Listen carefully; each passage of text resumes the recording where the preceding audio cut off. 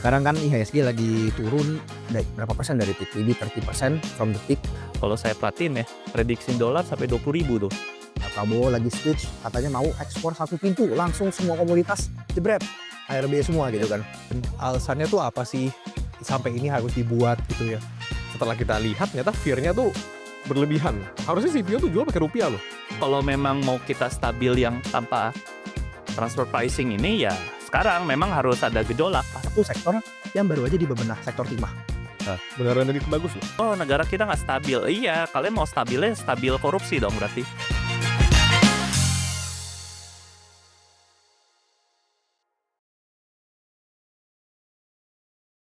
Halo teman-teman, welcome to ThinkPod.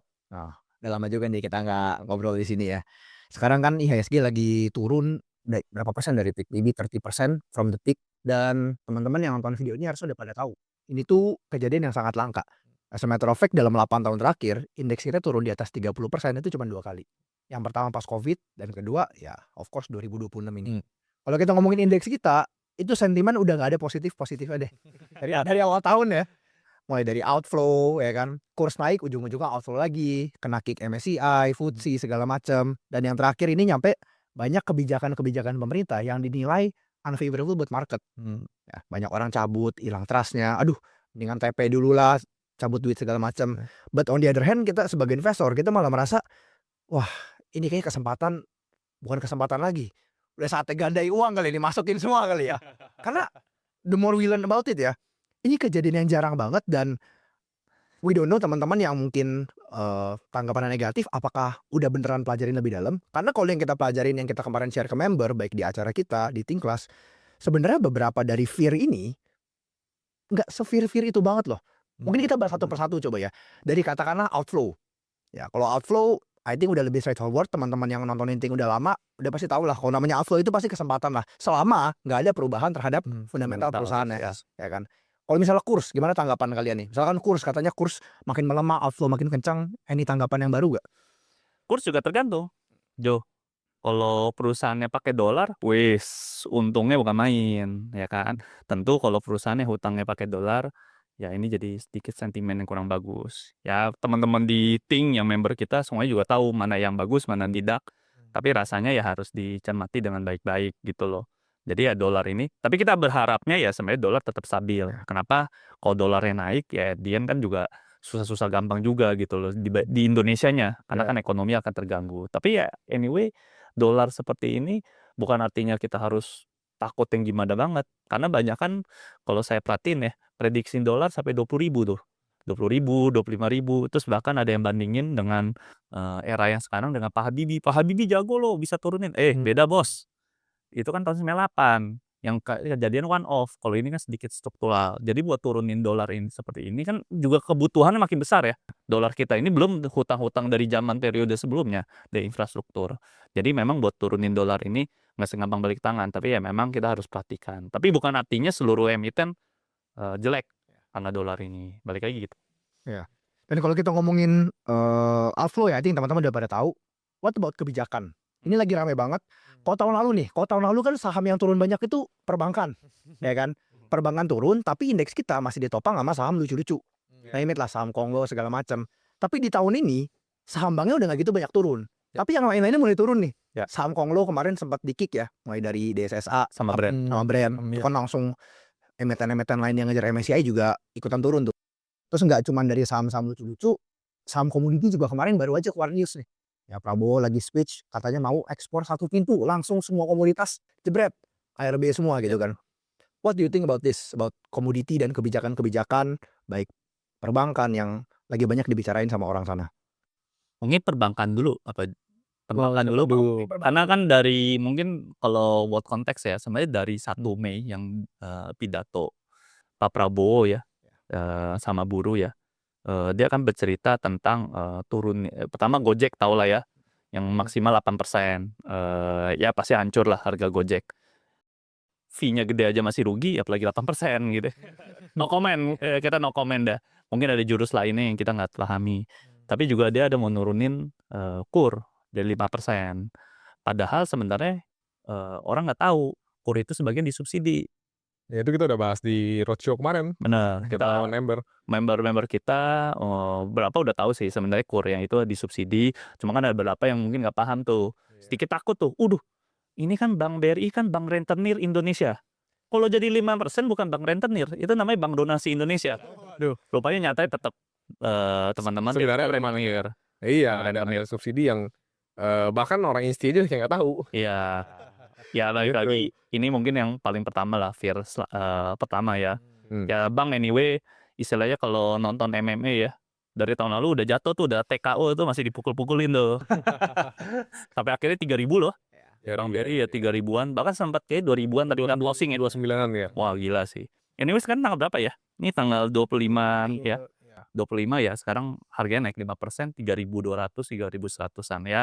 Anyway, baik lagi ya soal bank, nggak hanya BRI aja ya, BCA apapun juga rontok ya, ada pengaruh outflow-nya MSCI.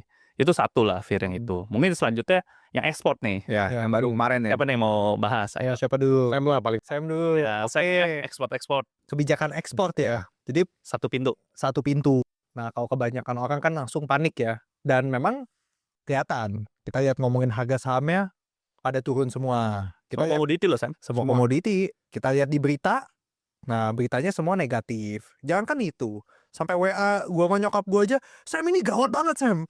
Ini parah banget nih kondisi. Nah ya jadi gue ketika lihat itu gue coba lihat lah. Emang maksudnya separah apa, ini dasarnya apa. Jadi biar kita step back dulu dari fear-nya. Habis itu benar-benar coba berpikir secara rasional kan itu kan. Sebenarnya kan kebijakan yang satu pintu ini nanti mau diterapinnya kan ya bertahap ya. Sampai nanti mungkin tahun depan. Sebenarnya kalau dipelajarin alasannya tuh apa sih sampai ini harus dibuat gitu ya. Itu kan ngomongin bahwasannya pengusaha-pengusaha di Indonesia mungkin ada beberapa yang nakal, quote unquote ya. Selalu loophole-nya dimanfaatin lah. Ya, cara loophole dimanfaatin. Yang mana under invoicing. Kalau bahasa kita biasanya tuh transfer pricing. Ya, jadi tapi kalau nggak usah ngomong panjang lebar, tapi intinya adalah kalau yang saya lihat ya, tujuan dibuat ini sebenarnya ujung-ujungnya biar apa? Biar ujung-ujungnya adalah duit yang udah keluar itu pengen dibawa masuk lagi. Sebenarnya benang merah itu. Kalau ngomongin seperti itu, apakah itu hal yang buruk atau enggak? Kalau saya lihatnya ini hal yang tidak terlalu buruk sebenarnya.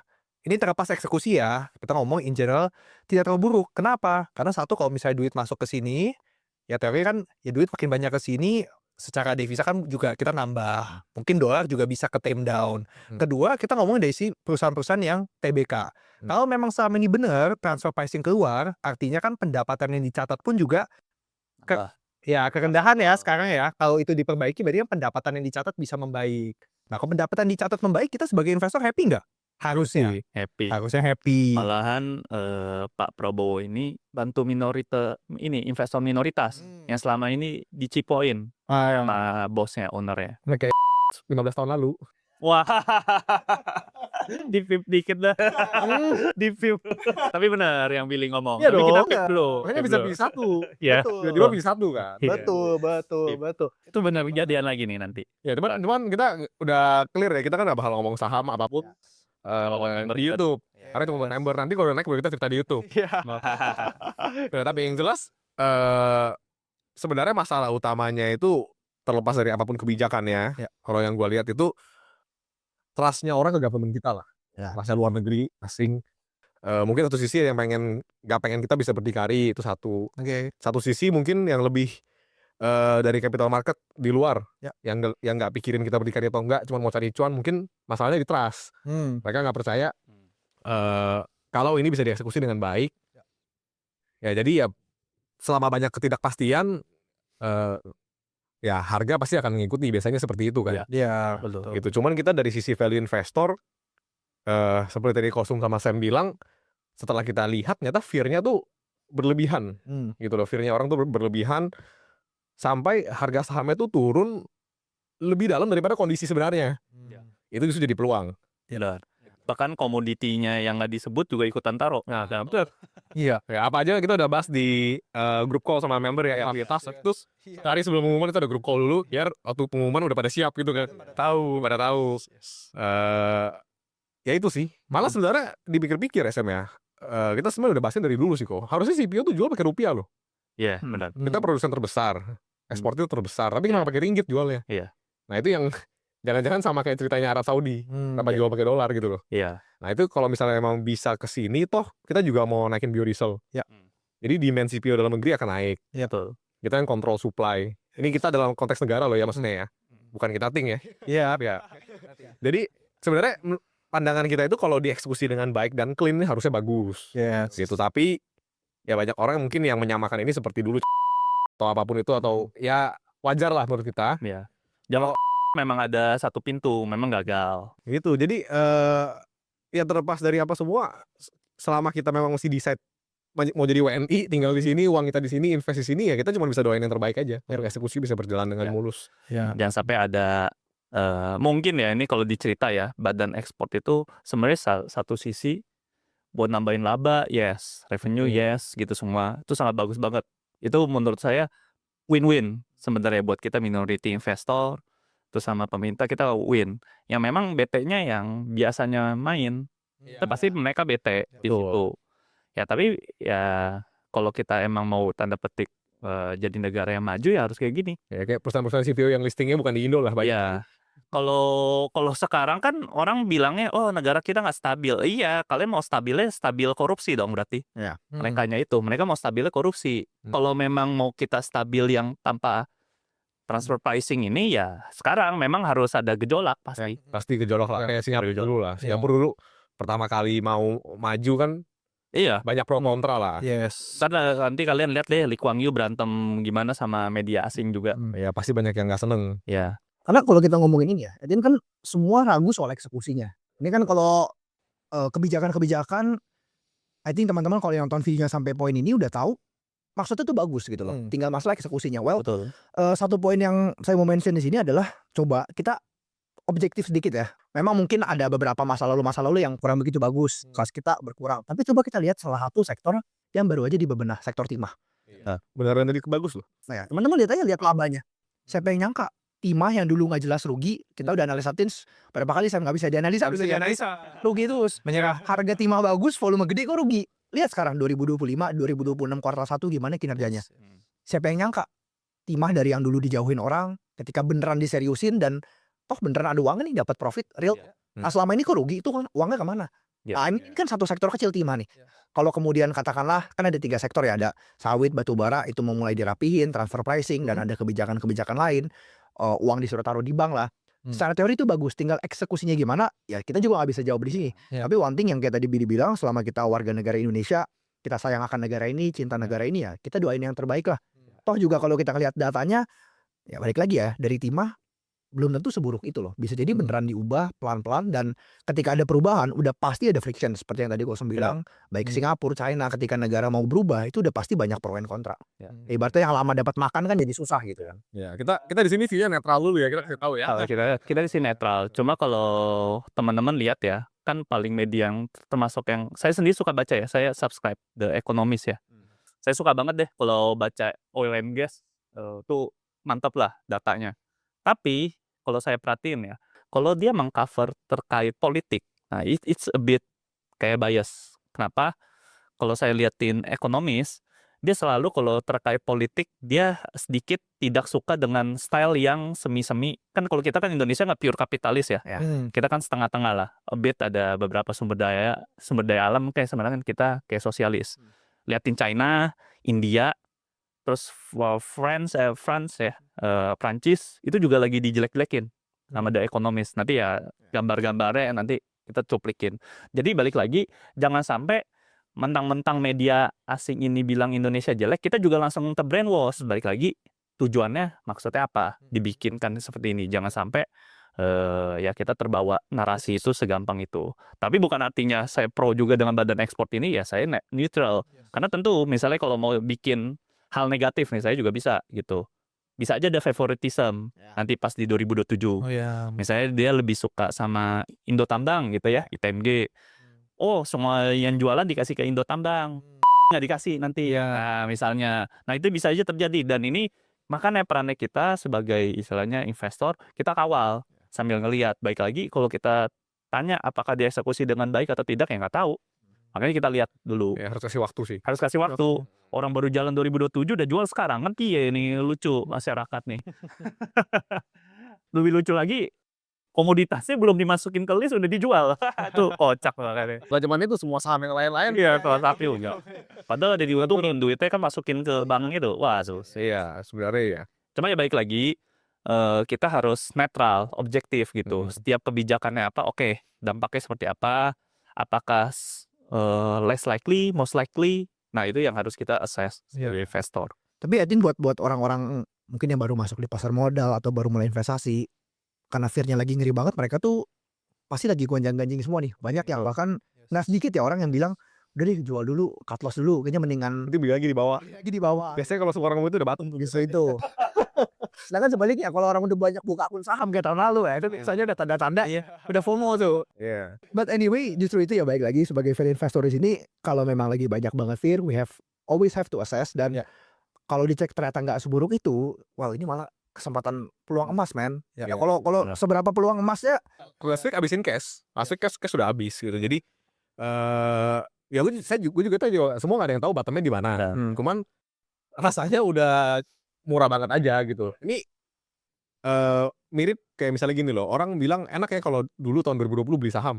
Tapi dia nggak ngerasain waktu 2020 saham turun, kita turun lagi tuh kayak gimana? Itu lebih parah lu 2020 udah gak ada pastian. tiap hari ARB. Mana beneran ekonominya orang di rumah ya jalan kan?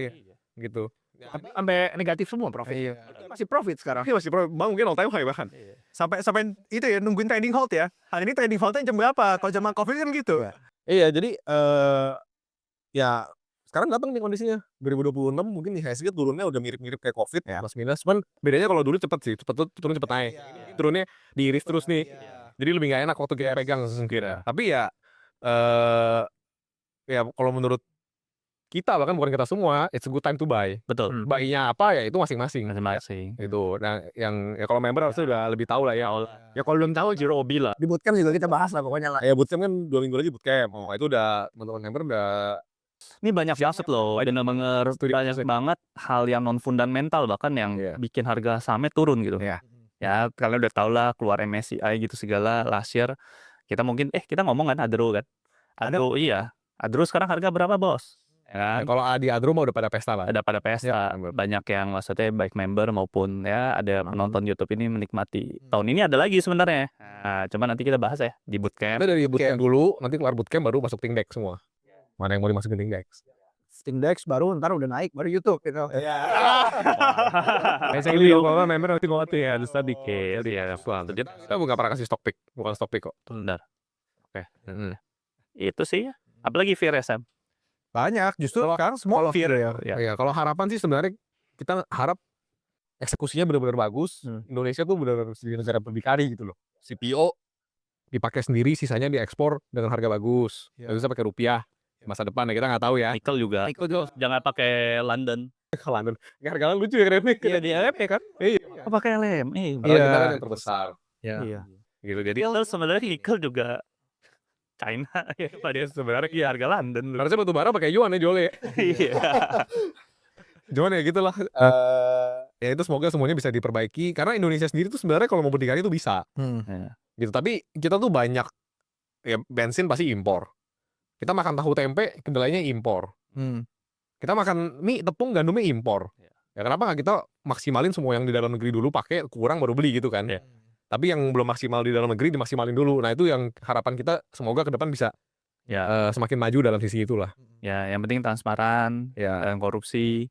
Terus ya anggaran mungkin sebenarnya juga ada ini satu lah. Tapi ini bukan fear yang gimana lah, intinya MBG atau apa. Ya udahlah. Kalau diimplementasi dengan baik, nyatanya kan sampai MBG ini juga program yang dijalankan negara-negara maju. Bukan maju lah, dari emerging dia menjadi maju. Cuma ya mungkin eksekusinya kita doain harus bagus juga. Ya kalau nggak bagus ya coba pikir-pikir lah. Itu aja sih paling. Jadi baik lagi kalau kita ngomongin saham turun ya dari kacamata investor, itu it's always kesempatan gitu loh. Tinggal apakah abis kita beli langsung naik atau turun dulu, ya kalau masih ada cash beli lagi, kalau nggak ada kayak Billy dan saya ya udah Nunggu aja. Maksudnya lupakanlah harapan bisa beli di bottom, di benar-benar titik terendah, nggak mungkin, nggak ada yang bisa. Nggak bisa. Kalau bisa pun coba mana buktinya, ya kan? Di luar sana mungkin ada yang bilang, wah timing segala macam 1 banding berapa, saya tanya. Yang ngomongin yang menangnya doang. Iya. Sama mungkin ada satu lagi, mungkin kan beberapa kan masuk di pasar saham. Jadi saya yakin kebanyakan nih after Covid, Jo. Ya. Masih kemarin akhir tahun lalu kayaknya. Ya bahkan akhir tahun lalu banyak. Lagi cuan-cuannya. Iya, berarti kan belum pernah mengalami ketika pasar turun. Nah, ini mungkin pertama kalinya nih. Jadi yang menurut saya perlu digarisbawahi di sini adalah selama sebenarnya ya Indonesia masih produktif, orang-orang kita masih produktif, company-company juga masih produktif ya. One day kan laba akan meningkat. Ya. Iya. Berarti kan one day ujung-ujungnya bisa jadi sahamnya juga kembali Iya. membaik. Cuma mungkin yang nggak enak ada ini pertama kali dan ada ketakutan bahwasannya bisa nggak balik. Iya. Nah, ini kan kalau bagi ya kayak Kosum, Billy Joe yang udah mungkin pengalaman lebih panjang lah, tahu bahwa ini temporary lah gitu loh. Tapi yang saya mau mungkin share teman-teman sini yang pertama kali ya yang ngadepin ini bahwa in the end this too shall pass menurut saya. Gitu. Tapi kapannya tadi yang seperti dibahas nggak ada yang bisa tahu. Kalau tahu ya udah kaya gitu. Iya. And to be fair, semua investor ya pasti pernah mengalami ini. Tinggal bener yang kayak lu bilang, Sam. Ada yang baru ngalamin, ada yang mungkin udah ngalamin crash ini keseret turun 3 kali, 4 kali, Kosum dari 2015, 2020, ya kan? Banyak lah and so on. So, sebagai investor ini hal yang sangat normal ya bisa saya bilang. Nggak bisa di-avoid ya karena no one can time the market. Baik lagi kita di sini nggak percaya ada orang yang bisa timing market. Kalau ada pun I'm sure it's just luck gitu loh. Ya, Buffett juga bilang kan, kalau kita beli saham tapi kita nggak siap kalau saham kita turun 50%, ya jangan beli saham sama sekali. Karena pasti akan ada momen seperti itu. Ya. Gitu. Itu yang ngomong value investor loh. Yang memang belinya tuh udah perusahaan bagus, harga murah aja bisa turun 50%. Karena tas lagi beli. Iya kan? Gitu. Jadi memang it's part of the journey, memang harus dilewati. Gitu. Yang penting improve terus skillnya sih. Jadi kalau kita pede sama kemampuan kita itu kita pasti yakin akan comeback gitu loh. Dan mungkin kalau terkait udah beli comeback, terus jangan pikir nunggunya itu kayak seseru kita lihat pohon tumbuh mungkin kelihatan, mungkin lebih kayak ibaratnya lihat painting yang catnya kering, bosen banget. Itu kan kalau Charlie lebih ibaratnya gitu. Jadi kita lihat waiting itu bukan lihat kayak pohon tumbuh pelan-pelan. Itu kan masih excitement, ada excitementnya. Tapi jadinya nunggunya itu anjir bosan banget nih. Gini terus ini ya pasti ada kebosannya. Sebenarnya ada cara biar nggak gitu bosen. Yang dibaca itu bukan berita-berita fear, yang dibaca itu perkembangan perusahaannya, perkembangan di industrinya. Sebenarnya kalau kita cari di luar, berita-berita yang nggak fear tuh masih banyak. Perusahaan-perusahaan yang punya company presentation itu yang kita harusnya ikuti. Pakai insight apps juga bagus. Ya pakai berita insight yang udah kita kurasi itu yang noise. Nanti kasih lihat ya. Ya nanti ditunjukin aja gitu. Tapi intinya menurut saya ya kita fokusnya jangan ke yang negatif terus karena nanti kita akan terbawa. Padahal di luar sana yang tadi udah pada cerita masih banyak kok perkembangan, fokusnya harusnya ke arah sana. Ya, kalau baca berita doang gitu ya, saham lagi turun pasti semua jelek. Pasti. Karena saham lagi bagus semuanya pasti bagus beritanya. Jadi kalau emang nggak berhubungan sama bisnisnya, mendingan nggak usah dibaca. Menurut gue sih kayak gitu. Iya, agree. Oke, coba lihat deh. Kalau yang suka suka lihat yang ramal-ramal. Coba lihat tahun lalu asing-asing pada nulis target emas berapa harganya. Tinggi banget. Nah, itu orang yang sama yang nulis target rupiah 25.000 gitu. Jadi nggak bisa dipredik. Ada yang controllable, nggak controllable. Kita fokus yang controllable ya bisnisnya gitu yang kita bisa follow. Kita dikata lu Sam gitu loh, liatin company presentation. Kalau liatin berita-berita cuman yang berita tok ya mendingan nggak usah baca deh sebenarnya. Yang penting download insight, liatin deh tuh, cari yang ratingnya bagus, follow terus company-nya gimana nih, ada perkembangan baru atau enggak kan. Oke teman-teman, thank you udah nonton video ini ya. Semoga teman-teman ya, terutama untuk value investor, always member, setiap kali ada krisis, ada saham yang turun banyak, fokus ke company performance-nya. Uang banyak kok yang nggak termasuk dari list ekspor itu, tapi harga sama turun banyak. Ini malah sebenarnya kesempatan emas. Ya kalau teman-teman lagi banyak cash ya bersyukur. Kalau memang cashnya udah nggak ada, ya mungkin bisa consider lagi.